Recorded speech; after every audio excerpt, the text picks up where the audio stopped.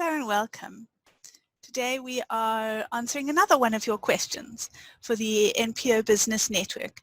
We try to do these regular videos to answer the questions you have about a nonprofit and running a business within a nonprofit organization. So the question today is one that we've seen so often in many forums being asked by people who are starting nonprofit organizations. And that is, can board members be related and paid for their board service? So the answer to the first part of the question is that board members can be related as long as there are at least 3 other board members who are not related in any way. The Act uses the term connected members. And so you're connected in some way by either being a family member or married into the family, or that there is some kind of benefit or influence that you can play on each other. So the idea is that you have 3 independent people, a minimum of 3 independent people on your board who are able to make decisions and judgments and completely with their own reasoning and their own decision-making skills, that they're not influenced in any way by each other than by a persuasive argument. So that there's no weight that can be borne on the other person by saying, well, you're my daughter, you need to vote in the same way that I vote, or you're my wife, do what I say, this is the way things should be.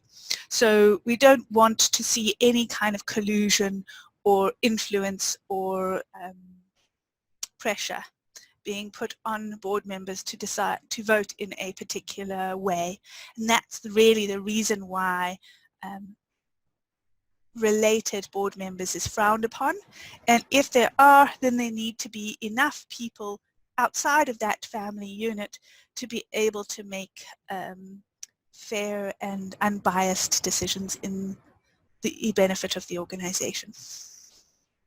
The second part of the question is whether they are paid for their board service. Can you get money as a board member? Specifically within the Nonprofit Act, it says you cannot be paid as a board member for your board service. So attending board meetings, reading the prepared information, making decisions as a board member, none of that is remunerated. Your travel expenses can be paid for so that you're not out of pocket in arriving at the board meeting. And typically you might get a meal or some refreshments during the course of the board meeting.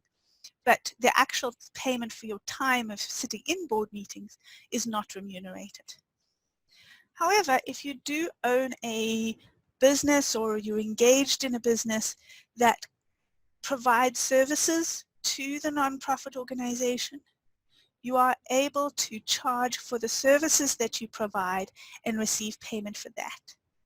So if you are well, like me, for example, I provide financial management support to nonprofit organizations and consulting and management consulting and so forth. I am fully able to be paid for those services that I provide to the organizations where I am also a board member, as long as I'm not paid for the service of being a board member specifically. So that gives you a broad answer to the questions that we often get, and I hope that this has been helpful to you. Thank you very much for joining us today. So please like and share this video with your networks and look out for the next one that will be coming up shortly. We do this on a regular basis. If you have any questions that you would like us to answer in one of these videos, please put that in the comments of this video. Or if you have anything you would like to share about your experiences in relation to having board members who are related, having board members who ask for remuneration, please share that as well.